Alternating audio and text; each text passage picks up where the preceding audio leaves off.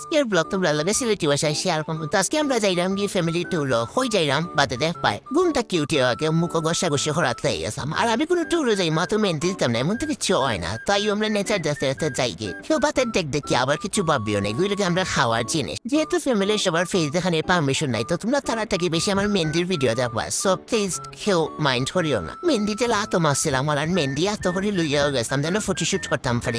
মেহেন্দির ফটোশুট আমি হলাম মাঠারা ফিসিতে বিচা। আমরা আগে গেছিলাম জাফলং আর এখন আছি শ্রীপুরের একটা পার্কও ঢুকিয়া বলো তাও হুরুত হয়ে গেছেন। কেউ দূর না চলরা, এখন আগর দূর চলরা, যে যেটা পারল তা চলরা, খানি বানি সব বুলিয়া সব এন্টারভ্রাত লাগিয়ে গেছিল।